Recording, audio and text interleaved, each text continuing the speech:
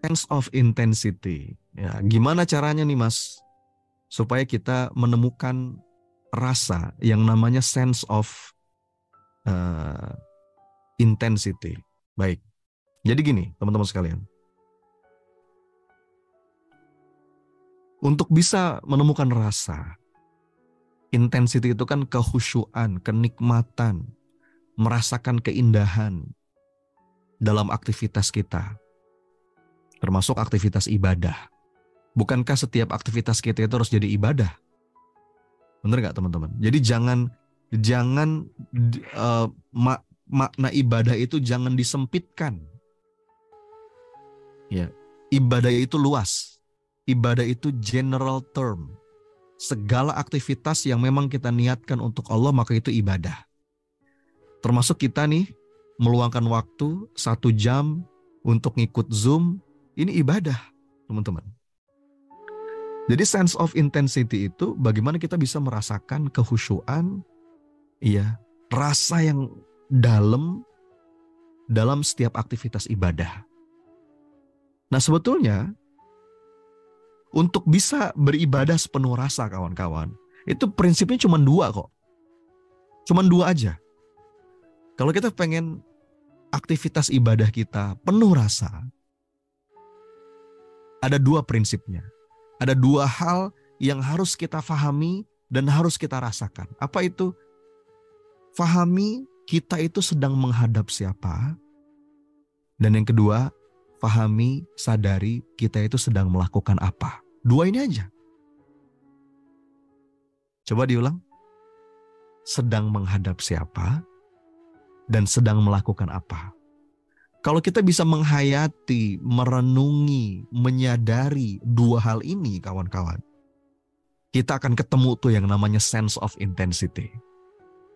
Kita akan ketemu yang namanya jalan menuju spiritual enlightenment. Gitu ya, teman-teman. Coba kita bahas satu-satu. Yang pertama, sadar kita tuh sedang menghadap siapa. Ini dalam konteks apapun ya. Baik itu ibadah mahdhah, ibadah ritual, maupun ibadah ghairu mahdhah. Yang pertama sadari, kita tuh sedang menghadap siapa ketika beribadah. Kita sedang menghadap zat yang maha mencintai kita dan selalu menanti kita kembali, teman-teman. Masya Allah.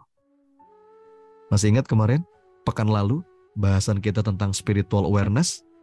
La ahadun arhamu bika min rabbika. Tidak ada satupun yang lebih mencintai kita melebihi Allah. Jadi Allah itu adalah zat yang sangat mencintai hambanya dan selalu menanti hambanya kembali.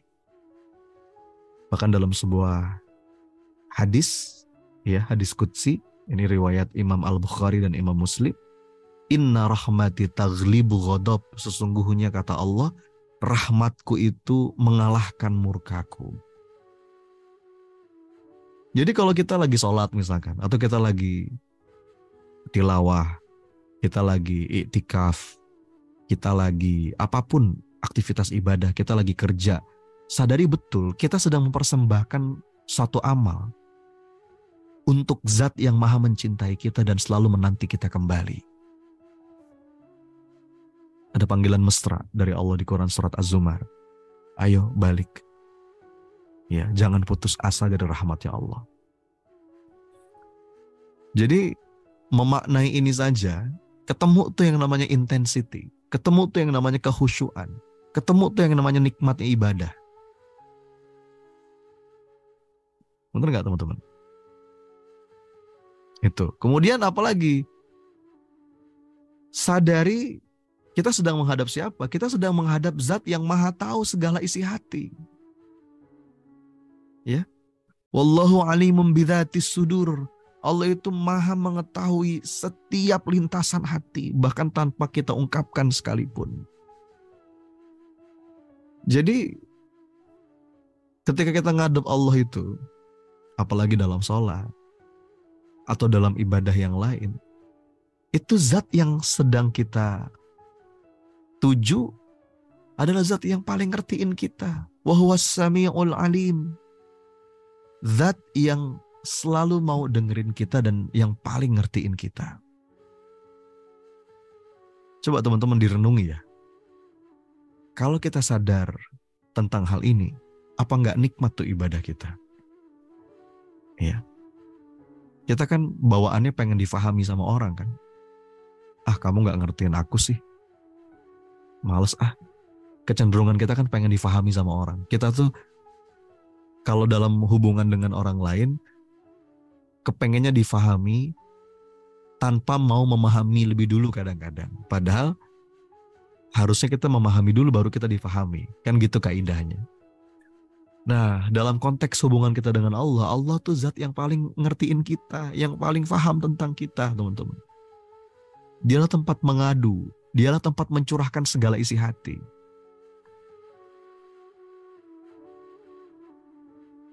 Indah banget ya, kalau kita bisa menghadirkan kesadaran ini. Apalagi, sadari juga, kita sedang menghadap siapa? Kita sedang menghadap zat yang maha kuasa melepaskan segala susah, segala masalah, dan satu-satunya zat yang bisa ngasih kita solusi. Wallahu ala kulli syai'in qadir. Allah itu maha kuasa atas segala sesuatu. Teman-teman. Jadi, sebagaimana nasihat Rasulullah kepada Abdullah bin Abbas, kalau kamu mau minta tolong, maka minta tolonglah kepada Allah. Ihfazillaha yahfazka. Jagalah Allah, maka Allah akan menjagamu. Ya. Dan kita mengucapkan minimal 17 kali sehari dalam sholat wajib kita, iyyaka na'budu wa iyyaka nasta'in. Ya Allah, hanya kepadamu kami menghamba dan hanya kepadamu kami meminta pertolongan. Hanya Engkau yang paling mengerti ya Rabb. Dan hanya Engkau yang bisa melepaskan segala susah. Hanya Engkau yang bisa menolong hamba ya Rabb. Menghadirkan kesadaran itu aja teman-teman. Ibadah itu akan jauh lebih nikmat. Bener gak sih? Ketemu tuh yang namanya sense of intensity. Dan itu adalah pintu awal untuk menemukan enlightenment. Pencerahan. Gitu ya. Itu. Apalagi berikutnya. Kita itu sedang menghadap zat yang menciptakan semuanya untuk manusia. Zat yang maha baik. Zat yang maha rahman. Zat yang maha rahim. Ya.